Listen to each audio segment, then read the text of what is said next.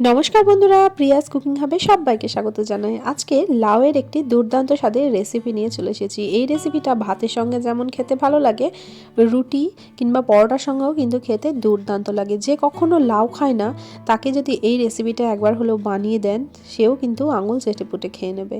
তো আমি এই রেসিপিটার জন্য একটা ছোট্ট দেখে লাউ নিয়েছি। তো এই লাউটাকে কিন্তু ভালো করে ধুয়ে তারপরে আমি কেটে নিচ্ছি। আর কাটার পরে কিন্তু আর ধোয়া যাবে না বন্ধুরা। তো এখানে দেখুন লাউটাকে আমি টুকরো করে নিলাম, আর এই লাউয়ের খোসাটাকে আমি তুলে নিচ্ছি। ভালো করে লাউয়ের খোসাটাকে এখানে তুলে নিতে হবে। আর এই লাউটা রেসিপিটা যখন বানাবেন তখন একটু কচি দেখে লাউটা নেওয়ার চেষ্টা করবেন। বেশি বীজ থাকলে সেক্ষেত্রে লাউয়ের বীজটা কিন্তু কেটে বাদ দিয়ে দিতে হবে। আর এভাবে আমি সম্পূর্ণ লাউয়ের খোসাটা তুলে নিয়ে চলে এসেছি। আর এখান থেকে দেখুন আমি এই 3টে টুকরো লাউ করব, আর একটা টুকরো আমি সরিয়ে দিলাম। ওই লাউটা আমি অন্য কোনো রেসিপিতে ব্যবহার করব।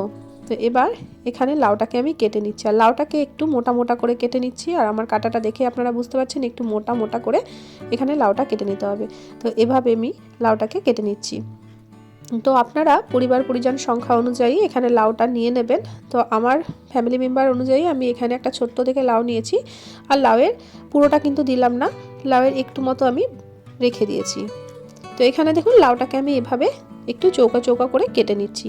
আর এই রেসিপিটাই কিন্তু লাউটাকে কুচি কুচি করে কাটলে হবে না বন্ধুরা, এরকমভাবে একটু মোটা মোটা করে লাউটাকে কেটে নিতে হবে।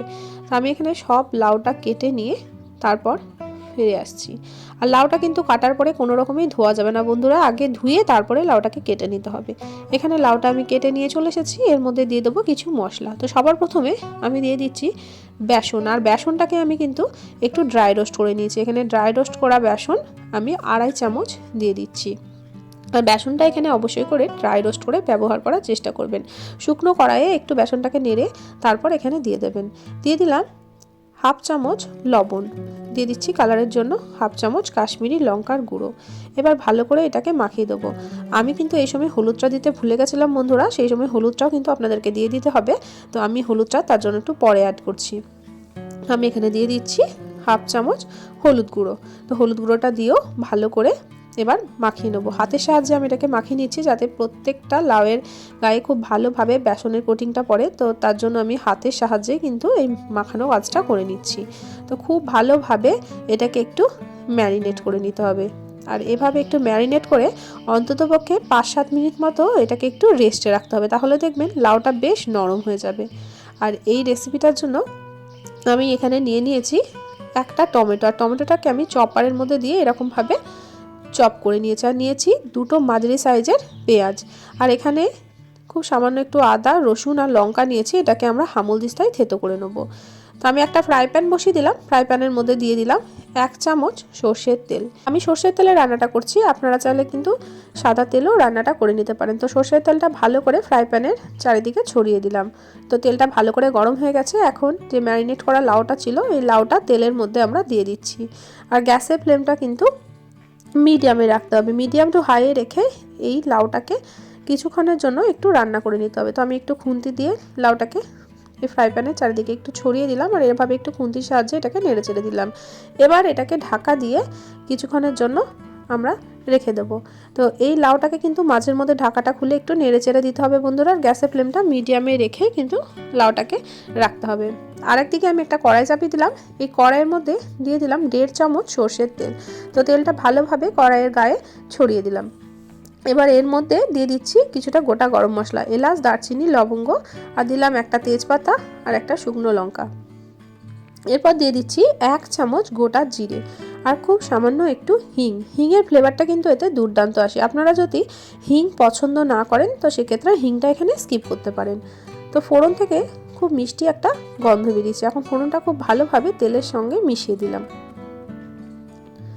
এবার কেটে রাখা পেঁয়াজগুলো এই তেলের ওপরে দিয়ে দিচ্ছি।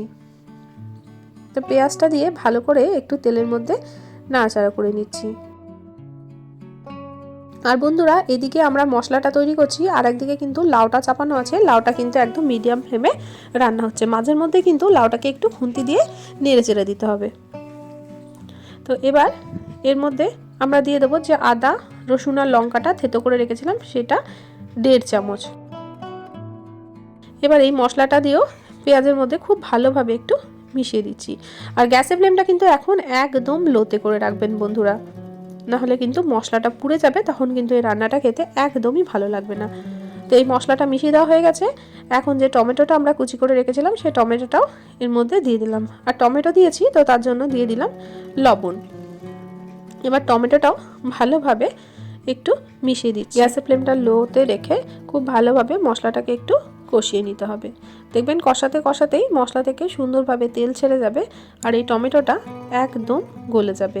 এদিকে মশলাটা একটু কষানো হোক, ততক্ষণে আমরা লাউটাকে একটু নাড়াচাড়া করে দেবো। তো লাউয়ের ঢাকনাটা খুলে দিয়েছি, তো দেখুন লাউ থেকে কিন্তু অনেকটাই জল ছেড়েছে। তো এখন আবারও ভালো করে একটু লাউটাকে নাড়াচাড়া করে দেবো। মাঝে আমি আরেকবারও লাউয়ের ঢাকনাটা খুলে একটু নাড়াচাড়া করে দিয়েছিলাম। এভাবে একটু নাড়াচাড়া করতে করতে দেখবেন লাউটা কিন্তু এখানেই প্রায় 50% মতো সেদ্ধ হয়ে যাবে। লাউটা একটু মোটা মোটা করে কাটার কারণে লাউটা কিন্তু বেশ গোটা গোটা থাকবে, খেতেও কিন্তু ভীষণ ভালো লাগবে। তো এইদিকে দেখুন টমেটোটা কিন্তু এখন গলে গেছে আর মশলা থেকে কিন্তু তেল ছেড়ে গেছে।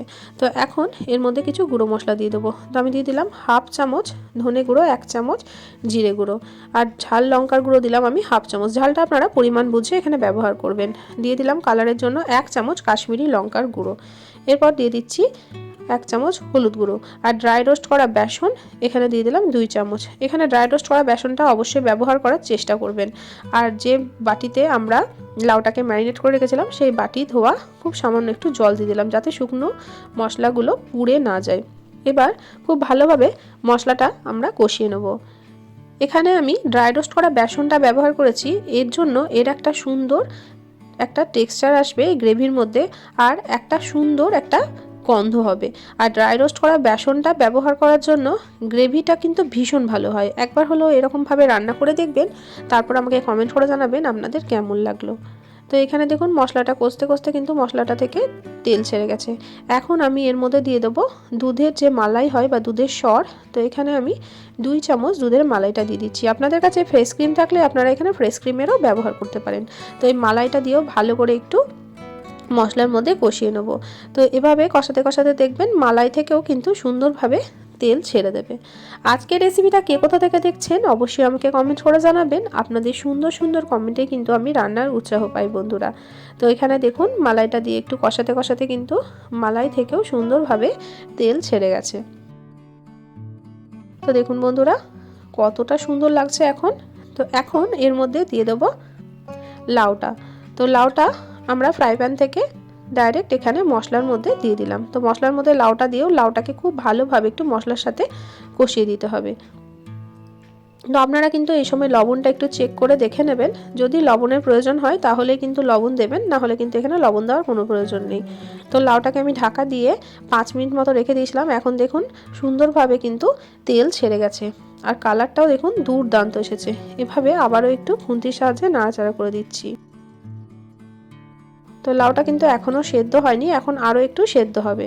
তো আমি এর মধ্যে এখন ছোটো কাপের 1 কাপ গরম জল অ্যাড করে দেবো।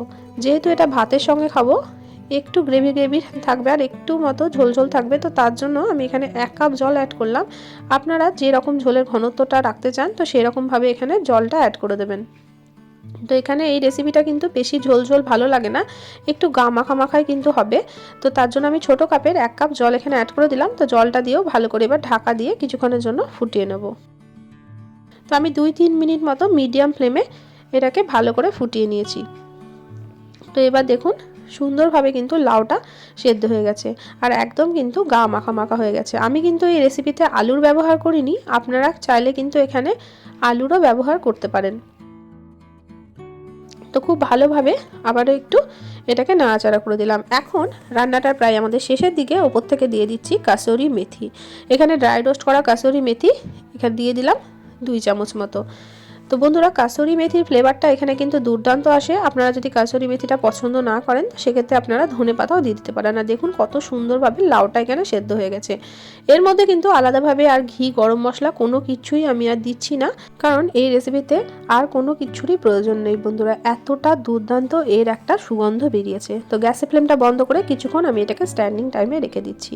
তো এবার আপনাদেরকে আমি এটা পরিবেশন করে দেখাচ্ছি। তো বন্ধুরা দেখুন কতটা দুর্দান্ত হয়েছে। যে কখনো লাউ খায় না তাকে একবার হলেও এই রেসিপিটা বানিয়ে দিয়ে দেখবেন, সেও কিন্তু আঙুল চেটে পুটে খাবে। খুবই ভালো লাগে এই রেসিপিটা খেতে।